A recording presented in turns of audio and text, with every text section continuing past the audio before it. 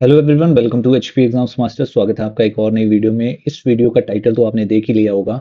अगर आप HP JEE की तैयारी कर रहे हैं 2026 में, तो ये वीडियो आपके लिए एक अल्टीमेट सोल्यूशन होने जा रहेगा कि अगर आपको इस एग्जाम के लिए प्रिपेयर करना है तो आपकी स्ट्रेटजी क्या होनी चाहिए, आपकी अप्रोच क्या होनी चाहिए। प्रूवन टिप्स जितनी भी हैं सब बताऊंगा इसमें कि क्या चीज़ काम आती है जेईई के पेपर में, और सिलेबस क्या रहने वाला है, और आपका रोड मैप कैसा होना चाहिए। तो चलिए बिना देरी के शुरू करता हूँ। एक रिक्वेस्ट करूंगा आपसे कि इस वीडियो को कंप्लीट देखिएगा अगर आप इससे फायदा लेना चाहते हैं। इवन अगर आपके पास टाइम कम है तो आप इसको 2x में या फिर हाई स्पीड में देख सकते हैं, बट वीडियो कंप्लीट करिएगा, स्किप मत करिएगा। तो सबसे पहले जो हमारे पास अभी जो करंट वैकेंसी है 351 है। पहले कम थी, 234 थी, बट बाद में जो है इसे इंक्रीज करके 351 कर दिया गया था। कंडक्टिंग बॉडी कौन है? एचपीआरसीए कौन करवाएगा? टीसीएस के साथ मिलकर जो है ये एग्जाम लेने वाले हैं। तो ये बहुत ध्यान देने वाली बात है कि एग्जाम पैटर्न कौन डालेगा? टीसीएस डालेगा। तो हमें तैयारी भी अपनी उस तरह से शिफ्ट करनी चाहिए कि क्या हमारी अप्रोच रहनी चाहिए। बेसिक क्वालिफिकेशन +2 है, ठीक है। और भी तीन चार चीजें हैं, वो देख सकते हैं आप डिटेल नोटिफिकेशन में। और अगर आपने प्रिपेयर कर रहे हैं तो आप एलिजिबल ही होंगे, ठीक है। मोड क्या है? सीबीटी मोड होगा। जो कंप्यूटर पे टेस्ट लिया जाएगा ओएमआर वाला नहीं होगा जो पहले होता था। अब जो न्यू पैटर्न है उसके अकॉर्डिंग क्या है, उसमें हमारे पास सिर्फ 120 क्वेश्चन आएंगे, 90 मिनट दिए जाएंगे। क्वालिफाइंग मार्क्स जनरल के लिए 45% है और रिजर्व कैटेगरीज के लिए 40% है। इसका मतलब ये नहीं है कि 45% लेंगे तो आप पास हो जाएंगे। इसका मतलब ये है कि मिनिमम आपको 45% मार्क्स तो लेने ही पड़ेंगे अगर आप चाहते हैं कि आपको इवेल्युएट किया जाए, ठीक। और हमारे पास इसमें नेगेटिव मार्किंग नहीं है, बहुत ही अच्छी बात है। नेगेटिव मार्किंग नहीं है तो आप पूरा का पूरा पेपर अटेम्प्ट कर सकते हैं। जो डिवीजन है वो इस तरह से होगी: 85 मार्क्स और 85 क्वेश्चन कंप्यूटर सेक्शन से आएंगे, और 35 मार्क्स और 35 क्वेश्चन जनरल अवेयरनेस सेक्शन से आएंगे। तो इसी के अकॉर्डिंग आपको जो है प्रिपेयर करना चाहिए। तो कंप्यूटर का सिलेबस अभी जिस दिन मैं ये वीडियो बना रहा हूँ उस दिन ऑफिशियली रिलीज नहीं हुआ है, बट मैं जो आपको सिलेबस बता रहा हूँ अगर आप यही प्रिपेयर कर लेंगे तो आपका 60 to 70% एग्जाम जो है इसी में से आने वाला है। तो हम जो है बेसिक देखेंगे कि क्या चीज़ जो है एग्जाम में पूछी जाती है। सबसे पहले आपको फंडामेंटल्स तैयार करने चाहिए कंप्यूटर के, जिसमें हिस्ट्री आती है, कंप्यूटर की जनरेशंस आती हैं, जनरेशन 1 2 3, है ना। और हमारे पास उसके बाद ही जैसे हम मूव करते हैं आर्किटेक्चर में, जिसमें हम सीपीयू, रजिस्टर्स, मेमोरी फंक्शंस के बारे में पढ़ते हैं, ठीक है। और जैसे ही हम नेक्स्ट पे मूव करते हैं हमारे पास इनपुट एंड आउटपुट डिवाइसेस आते हैं। तो ये तो सबसे बेसिक चैप्टर है, ये आप किसी भी बुक से कवर कर सकते हैं, ठीक है। कोई बेसिक बुक हो या फिर कोई आप यूट्यूब पे लेक्चर सीरीज देख सकते हैं। ये बहुत बेसिक सी चीज है और सभी जो है इसको अच्छा ही करवाते हैं, ठीक है। अब दूसरी जो बात आती है मेन चीज, जिसमें एमएक्स ऑफिस हमारे पास आता है। ये आपको प्रैक्टिकली भी आना चाहिए और वैसे भी पता होना चाहिए एमएस ऑफिस के बारे में, ठीक। इसमें हमारे पास चार चीजें हैं: वर्ड, एक्सेल, पावर पॉइंट और एमएस एक्सेस, ठीक है। ये चार चीजें आपको अच्छी तरीके से तैयार करनी होगी, एडवांस लेवल पे तैयार करनी होगी, इतनी कि आप प्रैक्टिकली चीजें कर सकें, ठीक है। मैं फिर दोबारा रिपीट कर रहा हूँ, आपको ये चीज़ इतनी अच्छी तरह से करनी है कि आप प्रैक्टिकली चीज़ें कर सकें, क्योंकि वहाँ पे जो क्वेश्चन आता है वो प्रैक्टिकल की फॉर्म में आता है। आप प्रीवियस ईयर देख सकते हैं, हो सकता है इस बार इतना ज़्यादा प्रैक्टिकल ना आए क्योंकि टीसीएस एग्जाम ले रहा है, बट जो प्रीवियस रिकॉर्ड्स रहे हैं उसके अकॉर्डिंग तो यही है कि जो पेपर आता है वो इस सेक्शन में, एमएस ऑफिस सेक्शन में प्रैक्टिकल बेस्ड आता है। आपको एक्सेल का क्वेश्चन आएगा तो इस तरह से सेल बना के दे देंगे, उनमें वैल्यूज डाल के दे देंगे और एक फॉर्मूला लगाएंगे और बोलेंगे आपको आउटपुट क्या है। तो ये जो है आप ध्यान में रखिएगा कि आपको एमएस ऑफिस जो है पूरा का पूरा प्रिपेयर करना है, हाई लेवल का, ठीक है। उसके बाद नेक्स्ट हमारे पास आ जाता है नेटवर्किंग। नेटवर्किंग में दो क्वेश्चन हमें पक्का देखने को मिलते हैं, ओएसआई मॉडल से या टीसीपी मॉडल से, ठीक है। प्रोटोकॉल्स के बारे में आपको पता होना चाहिए, टोपोलॉजीज हमारे पास जितनी भी होती हैं, स्टार मैश, इनके बारे में आपको पता होना चाहिए, और आईपी एड्रेसिंग जो है आपको आनी चाहिए, ठीक है। तो ये हमारे पास 3 यूनिट्स हो गए। ये 3 यूनिट्स आप जो है अकेले अकेले भी प्रिपेयर कर सकते हैं या फिर किसी स्ट्रक्चर कोर्स से भी जो है प्रिपेयर कर सकते हैं, बट आपको जो है फ्लो अपना यही रखना चाहिए। उसके बाद हमारे पास आता है डाटा रिप्रेजेंटेशन, जिसमें हमारे पास binary representation, octal, hexadecimal, ones and second complement. हर बार जो है एक या दो क्वेश्चन हमें वंस या सेकंड कॉम्प्लीमेंट से देखने को मिलते हैं। फ्लोटिंग पॉइंट इतना ज़्यादा इंपॉर्टेंट नहीं है, बट आपको फिर भी इसके बारे में थोड़ी सी नॉलेज होनी चाहिए, ठीक। फिर बात करते हैं प्रोग्रामिंग। प्रोग्रामिंग में सी से क्वेश्चन तो देखे गए हैं ऑलरेडी, पहले जो जितने भी एग्जाम हुए हैं उनमें सी से क्वेश्चन देखे गए हैं। सी में क्या देते हैं, आपको 2-3 लाइनों का एक छोटा-सा प्रोग्राम दे देंगे और आपको आउटपुट पूछेंगे, ठीक है? और सी प्लस प्लस अगर आपको नहीं, आपका कंप्यूटर बैकग्राउंड पहले नहीं है, तो आप सी प्लस प्लस जो है अवॉइड भी कर सकते हैं। इसके क्वेश्चंस अभी तक नहीं देखे। पहले जो पेपर होते थे कंप्यूटर ऑपरेटर वगैरह के, उनमें सी प्लस प्लस के क्वेश्चंस आते थे, ठीक? एचटीएमएल आपको इसकी पता होना चाहिए। ये आप थ्योरी भी कर सकते हैं, आपको ज़रूरी नहीं है कि सिर्फ आपको प्रैक्टिकल ही करना है, तो एचटीएमएल का आपको प्रैक्टिकल ही आनी चाहिए, नहीं, आप थ्योरी, सीएसएस भी आप थ्योरी में कर सकते हैं, एसक्यूएल भी आप थ्योरी में कर सकते हैं, आपको इतना ज़्यादा एडवांस जाने की ज़रूरत नहीं है, ठीक? पाइथन, जावास्क्रिप्ट और डाटा स्ट्रक्चर्स, अगर आपका कंप्यूटर बैकग्राउंड नहीं है तो आप पहले स्टार्टिंग में इनको स्किप कर सकते हैं, ठीक है? बट जो चीज़ें मैंने पहले बताई हैं कि एक्सेल वगैरह, वो आप स्किप मत करिए तो बेटर रहेगा, ठीक? ऑपरेटिंग सिस्टम में आपको विंडोज़ 10, 11 पढ़ना चाहिए, ठीक है? लिनक्स कमांड्स पढ़नी चाहिए, हमेशा 1 क्वेश्चन या 2 क्वेश्चन देखने को मिलते हैं लिनक्स कमांड से या फिर डॉस कमांड से, ये दोनों लगभग सेम जैसी ही होती हैं, तो आपको ज़्यादा दिक्कत नहीं आएगी इनमें।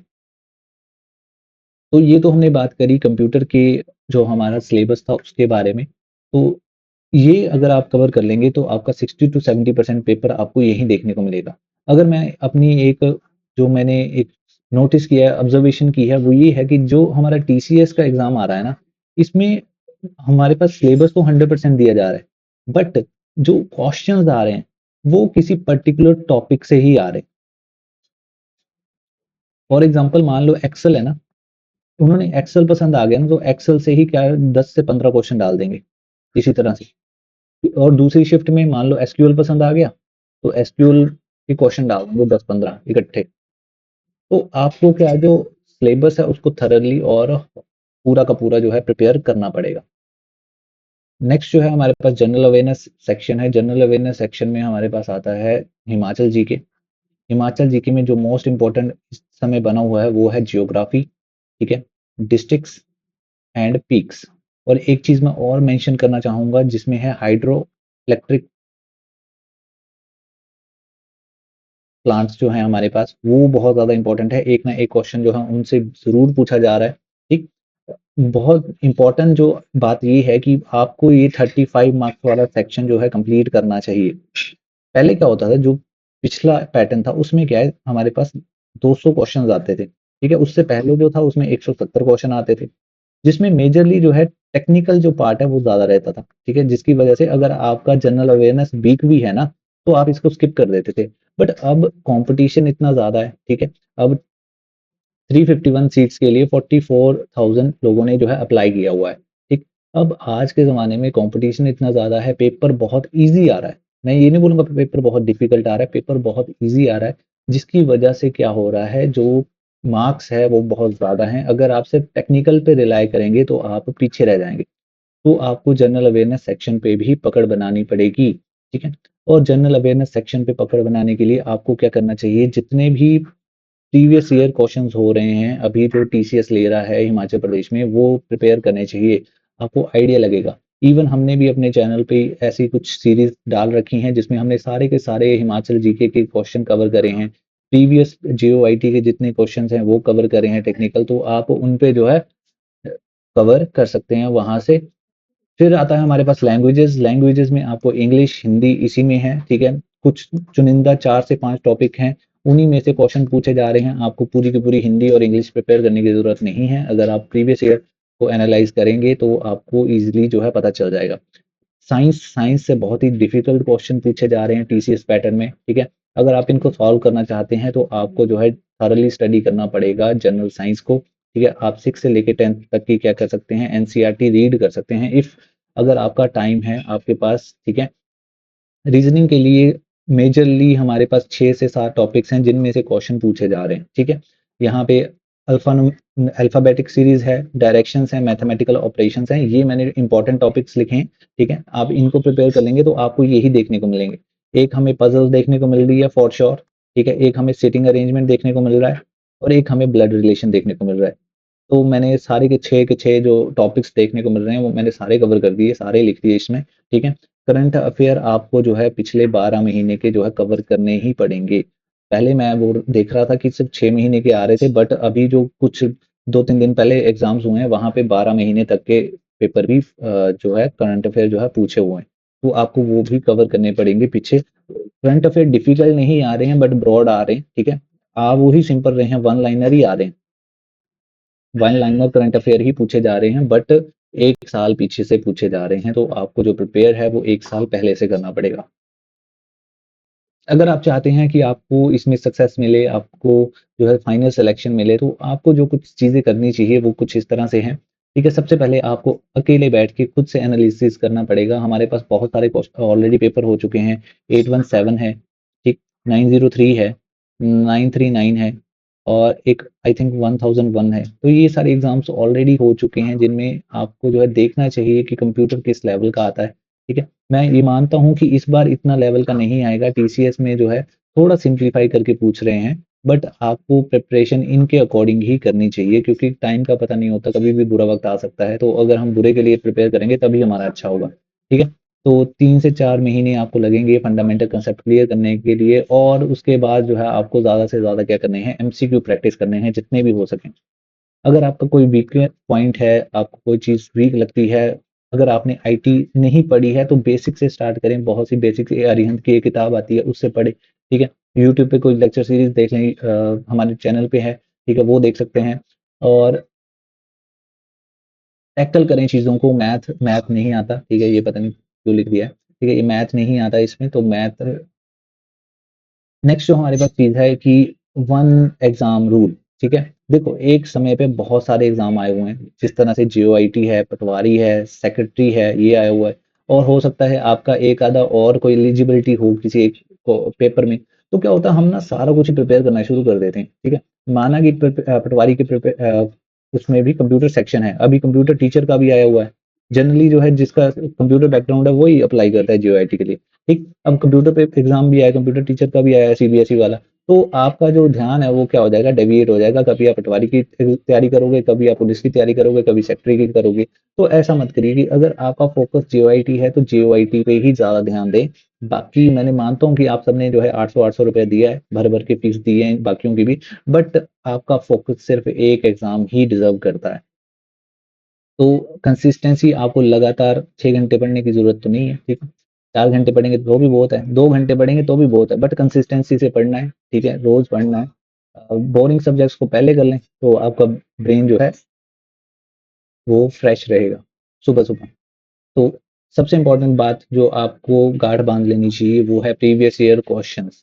इनकी इंपॉर्टेंस क्यों है, क्योंकि 60 से 70% आपको क्वेश्चन डायरेक्टली या इनडायरेक्टली रिपीट होते हुए दिखेंगे, ठीक है। यहाँ ऐसा नहीं है कि हमारे पास कोई नई चीज़ आ जाएगी कंप्यूटर में, वही चीज़ आएगी। 817, 903, 939 ये ऑलरेडी पेपर हो चुके हैं, 4 बड़े अच्छे पेपर हैं, हाई लेवल के पेपर थे।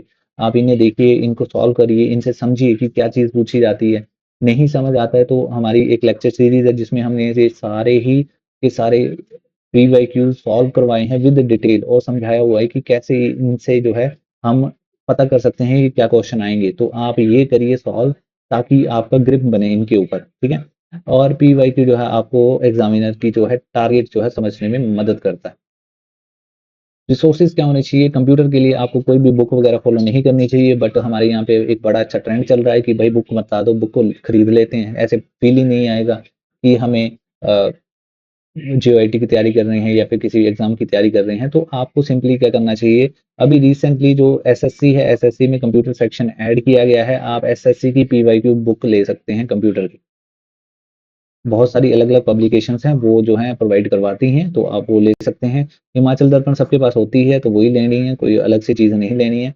बहुत इंपॉर्टेंट बात, इकोनॉमिक सर्वे जो है आपको कवर करके जाना है। 2 क्वेश्चन हमेशा देखने को मिलते हैं इकोनॉमिक सर्वे से। अभी जो है 2025-26 का इकोनॉमिक सर्वे आपको पढ़ के जाना पड़ेगा, ठीक है? इसके ऊपर हमने एक वीडियो जो है करा हुआ है, जिसमें हमने पूरा का पूरा इकोनॉमिक सर्वे जो एचपीआरसी पूछ रहा है, सिर्फ उतना 12 मिनट की वीडियो है, उसमें कवर किया हुआ है, तो आप वहाँ से देख सकते हैं उसे। इंग्लिश के लिए 4 से 5 टॉपिक्स हैं, वही प्लेन टू पैरामाउंट से आप कवर कर सकते हैं, ठीक है? और digital tools chat GPT, Gemini इनका यूज़ कर सकते हैं। अगर आपको कोई टॉपिक समझ नहीं आता है तो उसे डालें वहाँ पे, ठीक है? वहाँ से पढ़ लें ईज़िली, तो आपको जो है बहुत ज़्यादा हेल्प हो जाएगी। बिना किसी टीचर के, बिना कोचिंग के भी आप ये कर सकते हैं, ठीक? क्रोम में आपको जो है एमसीक्यू लिखने हैं आपने कि टॉपिक वाइज़ एमसीक्यू, जो भी आप टॉपिक पढ़ते हैं उसका एमसीक्यू देखें, तो आपको जो है बड़े सारे अनगिनत जो है एमसीक्यू मिल जाएँगे कंप्यूटर सेक्शन के, आपको बस वही करने हैं, ठीक? टाइपिंग टेस्ट एक बहुत इंपॉर्टेंट चीज़ है जिसे आप क्या करते हैं, इग्नोर करते हैं। अब ये बोलूँगा कि हर कोई क्या करता है, इग्नोर करता है। अगर आपने पहले के 4 एग्ज़ाम्स दिए हैं तो आपको थोड़ा बहुत एक्सपीरियंस होगा। अगर आप टाइपिंग में बैठे हैं तो भी आपको एक्सपीरियंस होगा कि कैसे हाथ काँपते हैं। बट अगर आप फर्स्ट टाइम दे रहे हैं तो आपको एक्सपीरियंस नहीं होगा, तब आपको लगता होगा कि पहले पेपर तो हो जाए फिर करेंगे टाइपिंग। तो मैं आपको ये बात बताऊँ कि आज से ही शुरू कर दें, इसे इग्नोर मत करें, ट्राई करें कि इंग्लिश ही लें, है ना? अगर आप हिंदी मीडियम से भी हैं या आपने हिंदी ही पढ़ी है, टाइपिंग आप इंग्लिश में ही करें। 30 वर्ड्स ज़्यादा लगते हैं, बट ये आसान है, हिंदी वाला पंगा मत लें, ठीक है? तो इंग्लिश में 30 वर्ड्स पर मिनट अभी से करना शुरू करें। जब मैंने पहली बार करनी शुरू की थी तो मेरी 8 वर्ड पर मिनट आई थी, ठीक है? आज जो है अच्छी खासी 60 वर्ड पर मिनट आती है। तो मैं आपको ये बता रहा हूँ, ये टाइम के साथ ही आता है। लगभग आपको 1.5 महीना तो चाहिए ही चाहिए। बट 1.5 महीने में क्या होगा, जब आप वहाँ पहुँचेंगे तो आपके हाथ काँपेंगे, ठीक? तो अगर आप चाहते हैं कि अगर आपके हाथ काँपे भी बट फिर भी आप ये 30 वर्ड की स्पीड अचीव कर लें, तो आपको कम से कम 3 महीने की टाइपिंग प्रैक्टिस चाहिए होगी। तो इस चीज़ को इग्नोर मत करें, आज से शुरू करें, थोड़ा-थोड़ा करें, ठीक? क्वालिफाइंग नेचर की है, कोई नंबर तो लगते नहीं है इसमें। ये बहुत अच्छी वेबसाइट है keybr.com। अगर आप टाइपिंग सीखना चाहते हैं तो बहुत अच्छी वेबसाइट है, फ्री वेबसाइट है। ये आपकी जो स्किल है उसके अकॉर्डिंग जो आपका लेसन है उसको मॉडिफाई करती है। अगर आप बेसिक पे हैं तो आपको इजी इजी वर्ड्स देगा। जैसे ही आप ऊपर जाते रहेंगे आपकी स्पीड बढ़ती रहेगी, तो ये आपको उसी तरह से लेसन जो है आपके मॉडिफाई करेगा। तो आप वहां से अपनी स्पीड बिल्डअप कर सकते हैं, ठीक है? अगर आप चाहते हैं कि मैं डिटेल में बताऊं कि कैसे टाइपिंग के लिए प्रिपेयर करते हैं, क्या क्या स्टेप्स होते हैं, तो मैं इसके लिए भी एक वीडियो बना दूंगा, आप कमेंट कर सकते हैं। बट बहुत इंपॉर्टेंट बात जो मैं अभी बोलने जा रहा हूँ, टच टाइपिंग करें। बहुत से लोगों को आदत होती है 2 उँगलियाँ इधर से, 2 उँगलियाँ उधर से, 4 उँगलियों से करने से। भई उससे 30% 30 वर्ड पर मिनट आप घर पे ले आएँगे, वहाँ नहीं आएगी, ठीक? और वहाँ अगर कर ले भी आएँगे तो आपको इतना ज़्यादा स्ट्रगल करना पड़ेगा कि आप जो है बहुत ज़्यादा चांसेज़ हैं आप नहीं कर पाएँगे, ठीक है? तो अगर अभी टाइम है, आप टच टाइपिंग सीखिए, आदत पड़ गई है 2-2 उँगलियों वाली, कोई बात नहीं। 5 उँगलियाँ लगाएँ, ठीक है? तो आपका ईज़िली हो जाएगा। टाइम 3 से 6 महीने लगते हैं एक्यूरेसी लेके आने के लिए। पहले स्पीड पे नहीं भागना है, सबसे पहले क्या करना है, सबसे पहले एक्यूरेसी लेके आनी है कि जो आप टाइप करें वो सही होना चाहिए। यहाँ पे मैं आपको बता देता हूँ कि 30 वर्ड पर मिनट तो चाहिए होती है, बट आपको क्या है 5% टू 5% जहाँ तक मुझे याद है 5% जो है एरर रेट मिलता है। आपको 95% जो है क्या करना पड़ता है, सही ही करना पड़ता है। हो सकता है मैं इसमें गलत हूँ, मुझे याद नहीं है, बट ऐसा ही होता है। फाइनल टिप्स क्या हैं, आप पढ़ें, अच्छे से पढ़ें और संडे को रिवाइज़ करने के लिए इस्तेमाल करें। जो भी आप मंडे से सैटरडे पढ़ रहे हैं, उसको रिवाइज़ करें। जैसे ही जो सीबीटी है, वो फ़ोकस की गेम है, क्योंकि बहुत से लोगों को स्क्रीन से पढ़ना नहीं आता है। स्क्रीन में पढ़ने में दिक्कत होती है। पढ़ लेते हैं बट क्वेश्चन समझ में नहीं आता कि क्या है, तो उसके लिए कंप्यूटर स्क्रीन से पढ़ने की आदत डालें, ठीक है? और नॉर्मलाइज़ेशन जो है बहुत अच्छा रोल प्ले करता है इसमें। नीचे वालों को ऊपर ले आता है, ऊपर वालों को नीचे ले आता है, तो वो भी इस चीज़ में होगा क्योंकि बहुत सारे लोगों ने अप्लाई किया तो मल्टीपल शिफ्ट में एग्ज़ाम होगा, ठीक? और ऐसी ही और टिप्स के लिए आप HP exams master YouTube channel को सब्सक्राइब कर सकते हैं। होप सो आपको पसंद आया होगा। Thank you very much.